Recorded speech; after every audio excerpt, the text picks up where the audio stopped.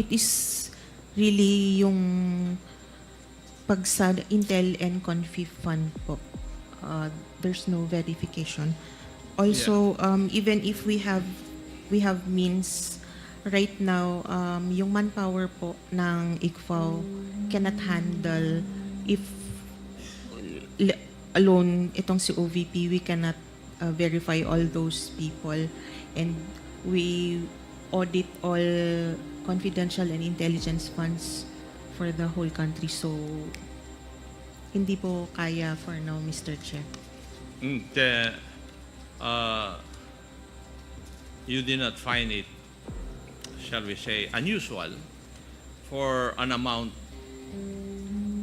or the amount of 125 million ay magamit po sa 11 days? Well, personally, malaki nga po siya, but Hindi. Personally, sinabi mo. yes po.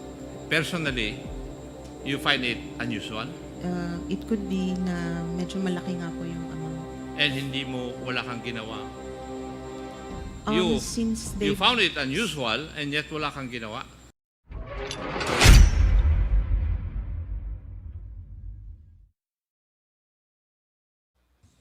Thank you, Mr. Chair, and magandang umaga po sa atin lahat.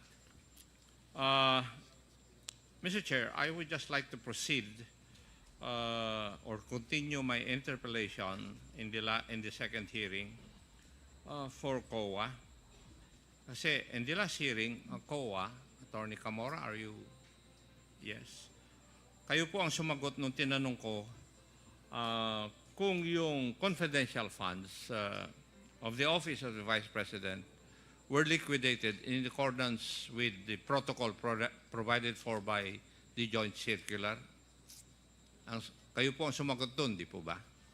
At sinabi po ninyo na the liquidation was done in accordance with the protocol provided by the circular. Totoo po ba yan? Attorney Camora. that is true po. That is true. Mr. Chair. Okay. And kayo po ba ay sumasang-ayon sa akin na yung liquidation is merely a documentary checklist and does not actually show that the expenses are actually reasonable or even true? Would you agree with that? I would have to agree, Mr. Chair. Pakiulit po. Agree po, it's documentary. It's Do you agree with my statement, Madam? yes, Mr. Chair. Thank you. And would you agree also that the confidential funds of the Office of the Vice President are public funds? Yes, Mr. Chair. Thank you. And would you agree that COA, or the Commission on Audit, your agency, is the agency or government agency which is supposed to be the guardian to see to it that public funds are spent properly? Would you agree with that also? Yes, Mr. Chair. Thank you. Now, since you have stated that the Office of the Vice President liquidated its confidential funds required under Joint Circular, would you also agree with me that the accomplishment report provided by the Office of the Vice President were 100% implemented? Mr. Chair, what do you mean by 100% implemented po? Na-implement ba yung pag-liquidate nung amount of 125 million as confidential fund of the Office of the Vice President? Yes, Mr. Chair, the entire 125 million was liquidated. And would you agree with me that the documentary pieces of evidence submitted by the Office of the Vice President were merely acknowledgement receipts? Would you agree with me? The documentary evidence of payment, yes, Mr. Chair. Yes, and could you give me the specifics insofar as the acknowledgement receipts submitted for the expenses insofar as the confidential fund of the OVP is concerned, could you give us how much is for the rental of safe houses? How much would be the amount for purchase of information? Do we For- have the number of acknowledgement receipts submitted by the OVP? For what account, Mr. Chair? Rental of safe houses? For rental for the period fourth quarter 2022 po. Yes. It's 16 million po, Mr. Chair. Rental of safe houses. Yes, Mr. Chair. The rental is for 11 days? Would you agree with me? Yes, Mr. Chair. Since the accomplishment report Pursuant to provides- the accomplishment report, yung amount for the rental of safe houses were paid for 11 days. yes, Mr. Chair. Tama po? Yes, Mr. Chair. Yes. How about, and how many acknowledgement receipts were submitted for this? Mr. Chair, for rental of safe houses, we received 34 acknowledgement receipts. How about for transportation expense? What was the amount and the number of acknowledgement receipts submitted for its liquidation? For transportation, it's 10 million, and the number of recipients is 72. 72 acknowledgement receipts. Yes, Mr. Chair. Now, for the purchase of information, the same requirement. Mr. Chair? Magkano po yung sa purchase of information? For the purchase of information based on the documentary evidence of payment, it's 14 million, and the number of recipients is 142, Mr. Chair. Okay. And there are two items for rewards, for medicine and various goods.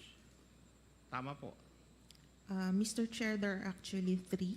Three? It's payment of reward medicines, and payment of reward various goods. What would be the amount allotted for each of the three?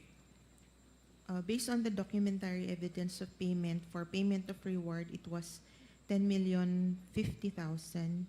For medicines yun? For reward lang. For reward lang. 10 million? 50,000. Okay.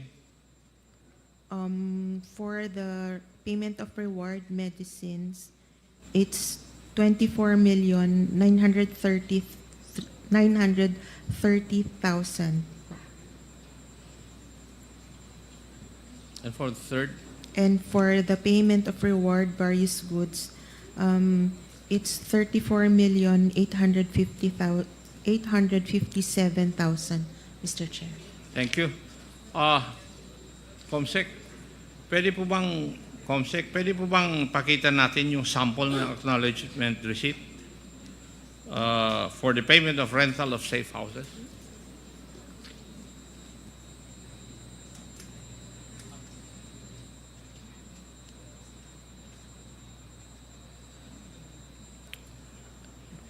Nakikita nyo, Attorney Camora, yung sample o yung actual acknowledgement receipts na sinabit ng OVP with the names, shall we say, not shown because of confidentiality. Tama po ba ito? Yes, Mr. Chair. Is there an acknowledgement receipt which acknowledge the amount of 500,000 pesos for the payment of rental of safe house? I will check, Your Honor.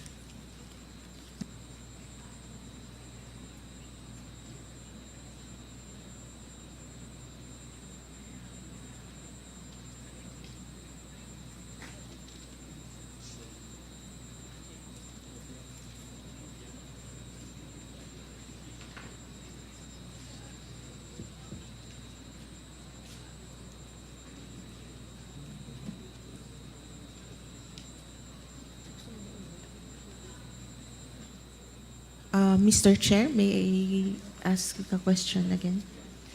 Meron po bang acknowledgement receipt amounting to 500,000 for the payment of rental of Safehouse? Meron po, Mr. Chair. Para sa isang Safehouse lang ito?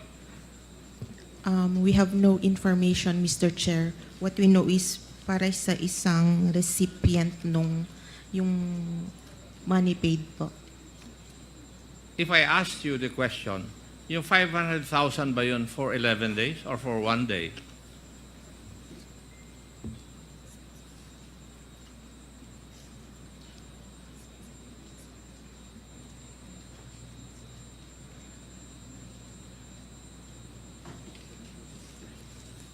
Yes, Mr. Chair.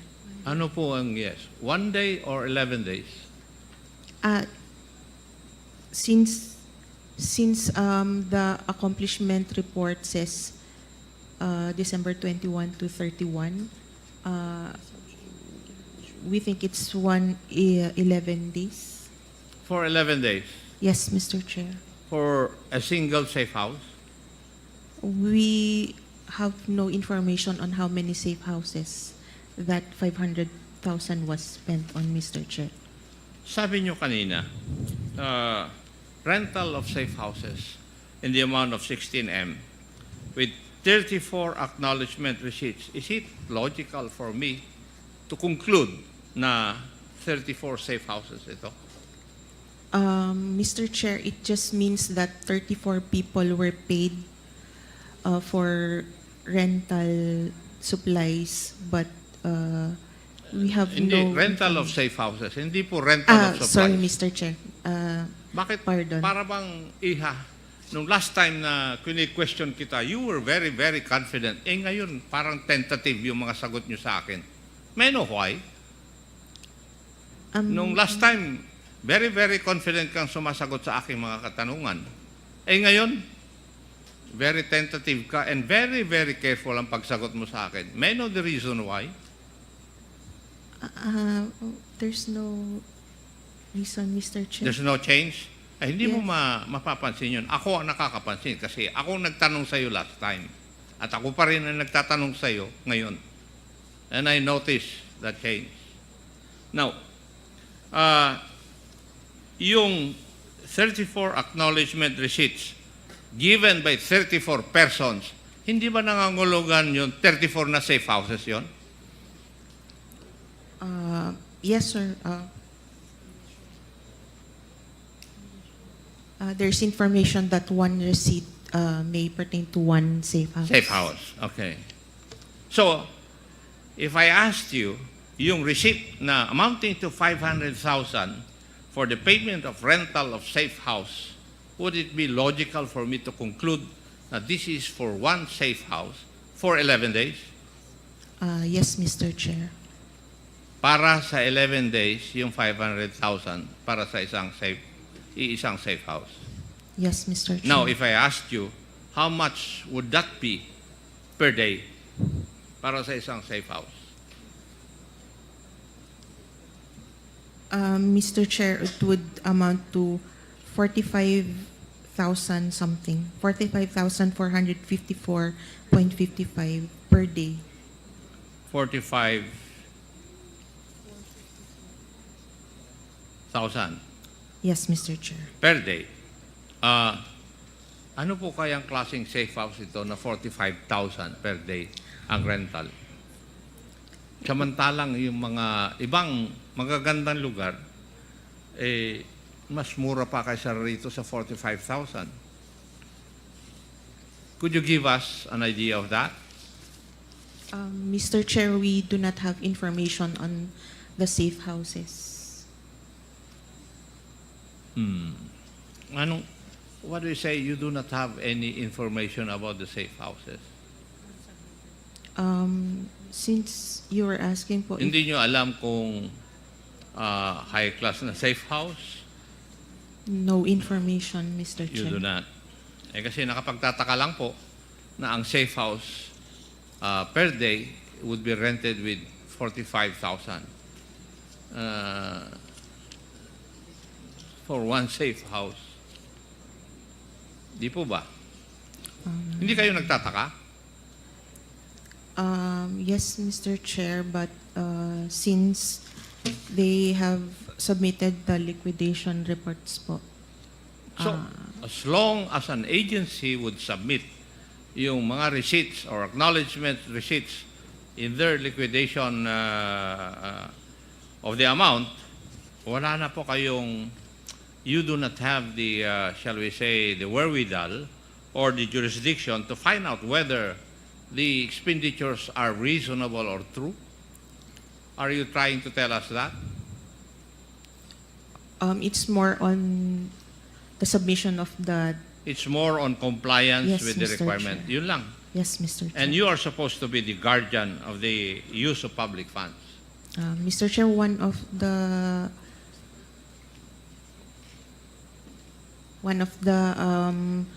documents is their certification, so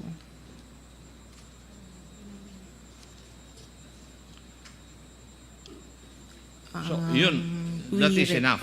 Yes, Mr. Chair. And you do not determine whether it's reasonable or true.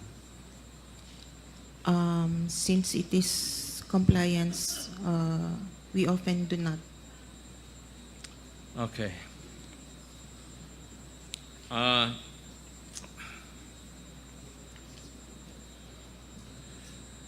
Yung pong pag-comply ng Office of the Vice President, as you have stated a while ago, in accordance doon sa joint circular,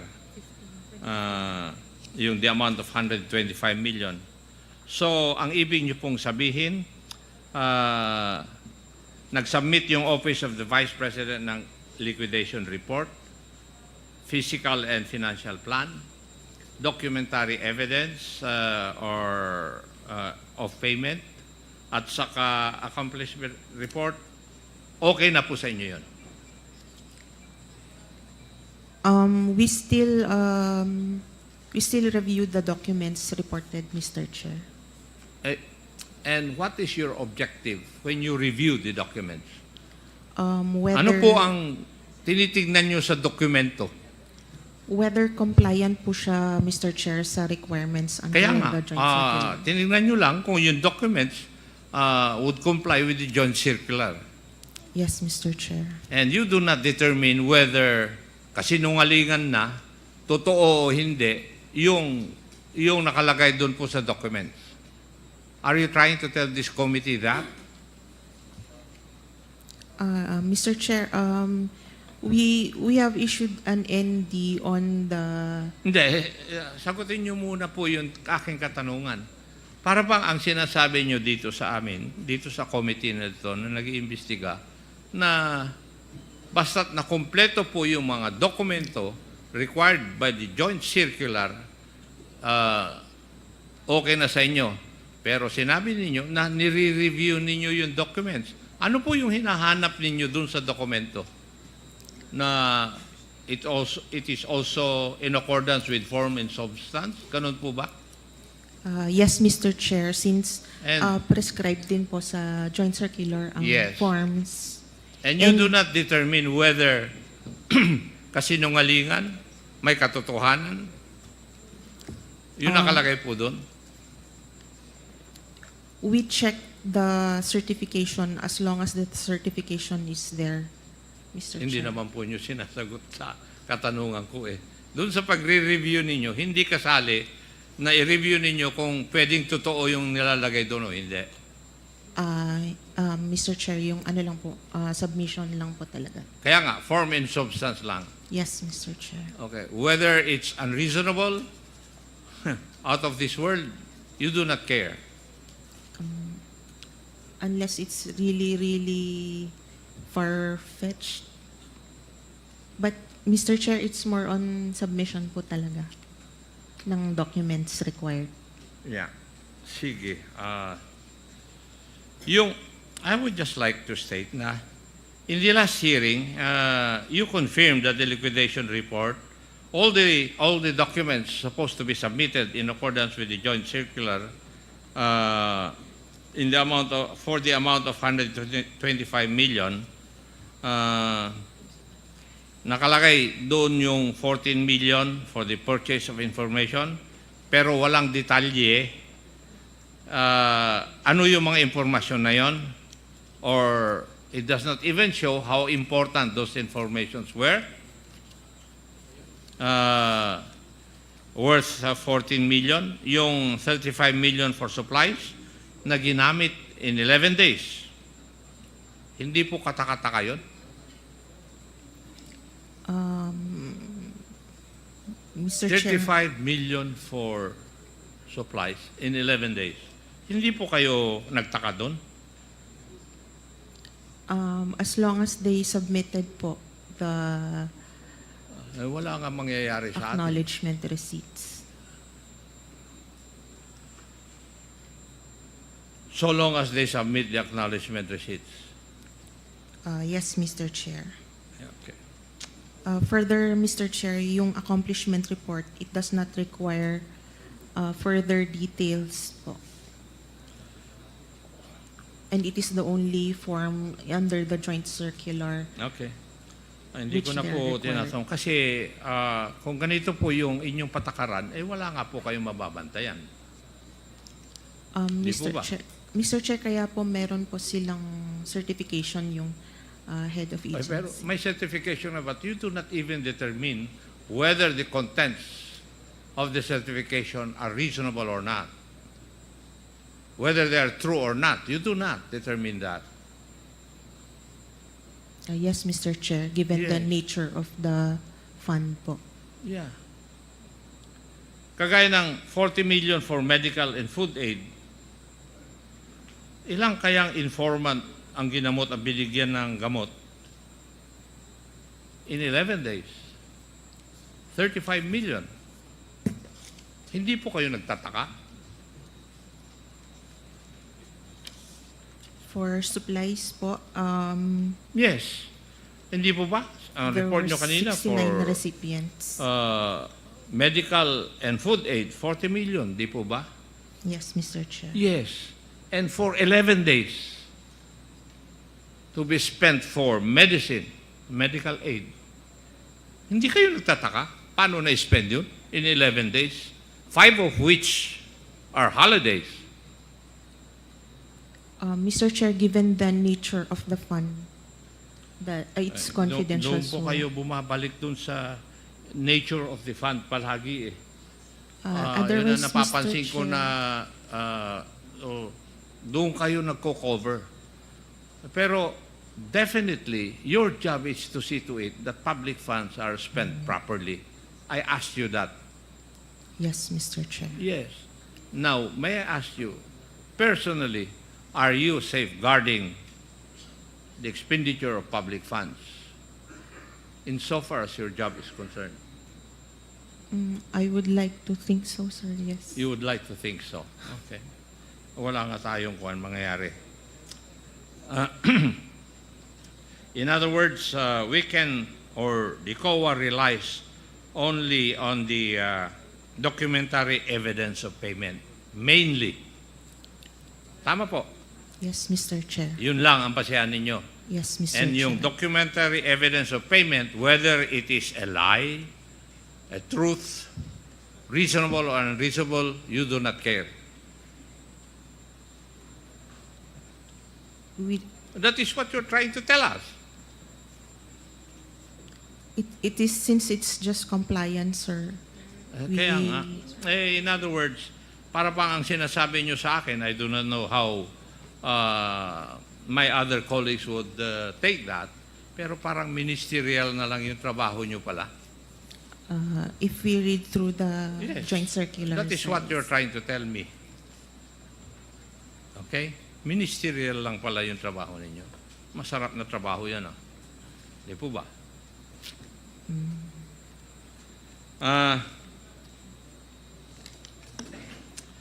Yung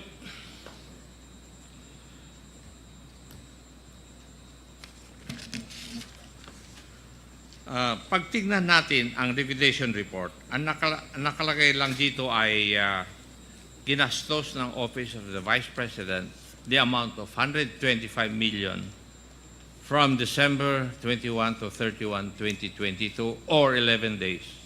And this was certified by the Vice President, by the Special Disbursing Officer, Madam Gina Acosta, and the Chief Accountant, Madam Julieta Villa del Rey. Would that be correct? Yes, Mr. Chair.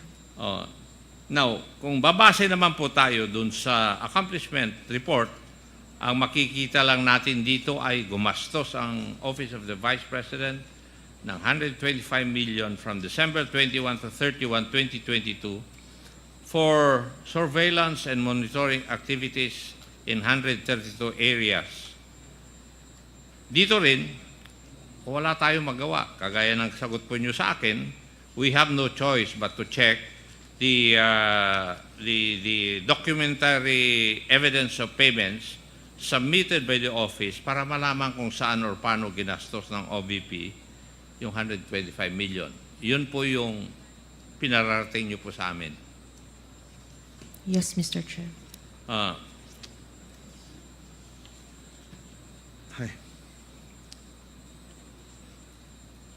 So, yung titignan po natin talaga is yung pinakita natin acknowledgement receipt, ganyan lang talaga ang format. That is what... Nakalagay lang ang amount, pangalan at signature ng tumanggap, at date kung kailan niya ito natanggap. That is it.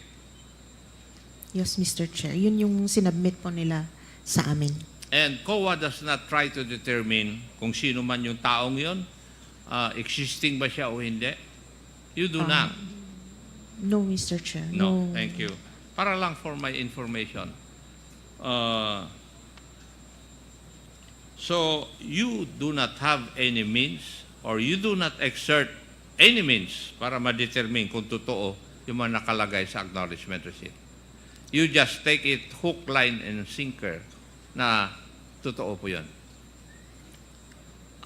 Mr. Chair, probably we could, but given the limited manpower po of the ICFAO. Ni walang ID yung tao na sinasubmit? No, Mr. Chair. No, wala. Talagang sikretong-sikreto.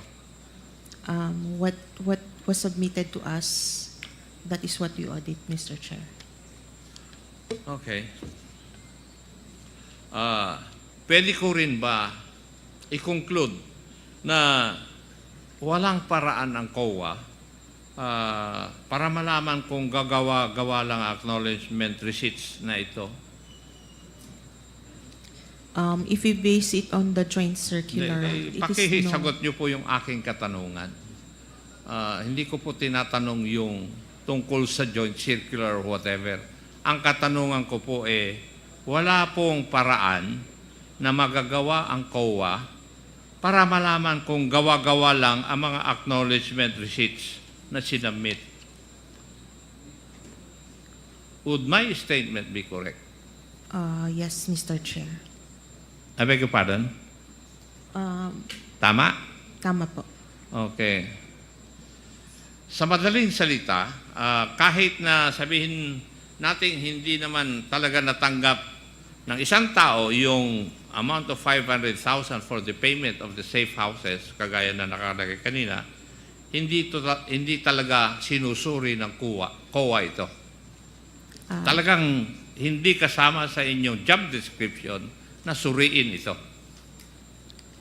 In spite of the fact na sinabi nyo kanina na nire-review nyo naman yung mga dokumentong ito.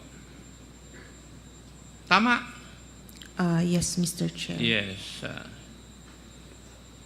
Actually, hindi ito ang aking pinagkakabahala Kung tutuusin natin, at least, kung nakalagay dyan, Juan de la Cruz ang full name, pero may nakikita akong acknowledgement receipt sa mga sinabmit po ninyo na initials lang ang nakalagay.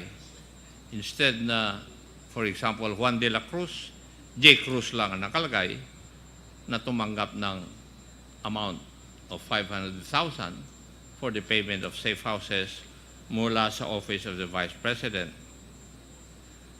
kung ganitong proof lang ang papasa na sa COA, wala na talaga kayong paraan para matanong yung taong tumanggap ng pera. Di po ba? Yes, Mr. Chair. It is really yung pag sa Intel and Confif Fund po. There's no verification. Also, even if we have means right now, yung manpower po ng ICFAO cannot handle if alone itong si OVP, we cannot verify all those people, and we audit all confidential and intelligence funds for the whole country. So, hindi po kaya for now, Mr. Chair. You did not find it, shall we say, unusual for an amount or the amount of 125 million ay magamit po sa 11 days? Well, personally, malaki nga po siya, but Hindi. Personally, sinabi mo. yes po. Personally, you find it unusual? It could be na medyo malaki nga po yung amount. And hindi mo, wala kang ginawa? Since You they've found it unusual and yet wala kang ginawa? submitted all the requirements under the joint circular, Tama na. okay na po, Mr. Chair. Thank you, Mr. Chair.